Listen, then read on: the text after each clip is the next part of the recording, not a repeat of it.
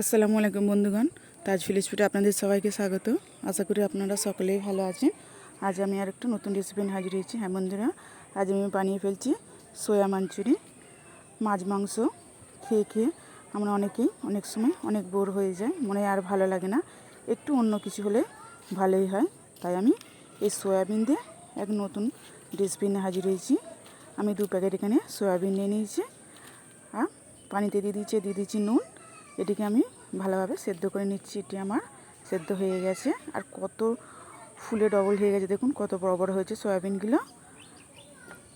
আর এতে আমি দিয়ে দেবো পুরো ঠান্ডা পানি দিয়ে এটিকে রেখে দেবো। দেখুন এটিকে আমি হালকা হাত দিয়ে চেপে চেপে পানিটা এক্সট্রা পানিটা বার করে নিচ্ছি। আর আমি এর মধ্যে দিয়ে দিচ্ছি আদা রসুন বাটা, নুন, গোলমরিচের গুঁড়ো, লঙ্কার গুঁড়ো, দিয়েছি জিরে গুঁড়ো। আর আমি এখানে দিয়ে দিচ্ছি 2 চামচ ময়দা আর দিয়ে দিচ্ছি হলুদ গুঁড়ো। আর আমি দিয়ে দিচ্ছি 2 চামচ কর্নফ্লাওয়ার। যতটা ময়দা দেবেন ততটাই কর্নফ্লাওয়ার দেবেন। আর আমি দিয়ে দিচ্ছি একটা ডিম। সবগুলো ভালোভাবে আমি মিক্স করে নেব। দেখুন আমার সব ভালোভাবে মিক্স করা হয়ে গেছে। আমি কড়াই ভাজবার জন্য দিয়ে দিচ্ছি পরিমাণ মতো তেল। আর এটিকে একটু একটু করে তেলেতে ছেড়ে দেবো। হ্যাঁ বন্ধুরা, একবার হলেও আপনারা এটি বাড়িতে তৈরি করবেন আর আমাকে কমেন্টে জানাবেন কেমন হয়েছে।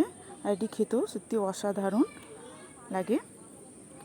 ভালোভাবে এক পিঠটা ভাজা হয়ে গেলে আরেক দিকটা আমি ভালোভাবে উল্টে নেব। উল্টে পাল্টে আমি সবগুলো ভেজে নেব। আর রান্নার থেকে এখনই মনে হয় সয়াবিনগুলো এই ভাজাগুলো খেতেই খুব সুন্দর লাগে। একটু একটু করে আমার অনেকগুলোই শেষ হয়ে গেছে সয়াবিন ভাজাগুলো।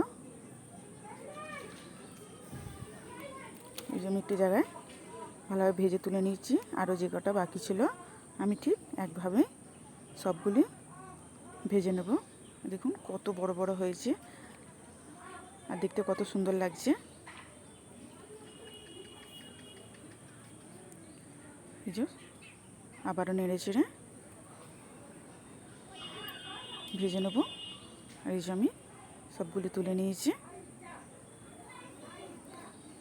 আর এই কড়াতেই আমি দিয়ে দিচ্ছি 5টি চেরা কাঁচা লঙ্কা আর দিয়ে দিচ্ছি আদা রসুনের পেস্ট। দিয়ে আমি সবগুলো ভালোভাবে একটু মিক্স করে নেব তেলের সঙ্গে। আর আমি দিয়ে দিচ্ছি পেঁয়াজ। এখানে আমি 2টো পেঁয়াজ নিয়েছি। পেঁয়াজটিকে 4 টুকরো করে নিয়েছি, নিয়ে পিস পিস করে পেঁয়াজগুলো বার করে নিয়েছি।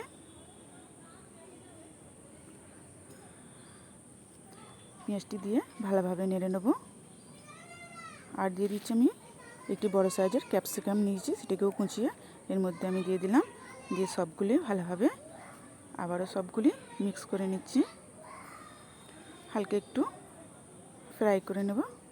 আর আমি এখানে দিয়ে দিচ্ছি একটা টমেটো কুচি, সেটিকেও ভালোভাবে এদের সঙ্গে মিক্স করে নেব। আর আমি দিয়ে দিলাম নুন।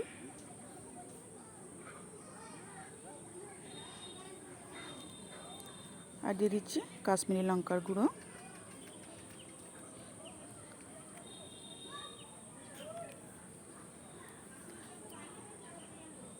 দিয়ে আমি দিয়ে দেবো হলুদ গুঁড়ো।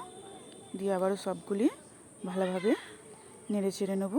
এবার আমি সয়াবিনগুলো যেটা ভেজে রেখেছিলাম সেগুলি দিয়ে দেবো। দিয়ে হালকা নেড়ে নেবো। এবার আমি এতে দিয়ে দেবো সয়া সস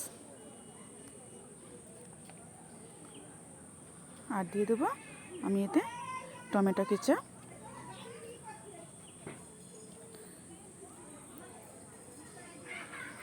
টমেটো কেচাপটা আমি বেশি একটু দিয়ে দিলাম।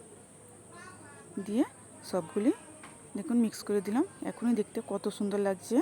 হ্যাঁ বন্ধুরা, আমার ভিডিওটি যদি ভালো লেগে থাকে লাইক, কমেন্ট অ্যান্ড সাবস্ক্রাইব করে বেল আইকন প্রেস করে অল করতে ভুলবেন না। আর এখানে আমি 2 চামচ কর্নফ্লাওয়ার নিয়েছি। দিয়ে নর্মাল পানিতে গুলে এর মধ্যে আমি দিয়ে দেবো।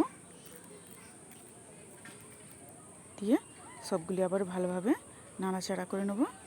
দেখুন কতটা ঘনত্ব হয়ে গেছে।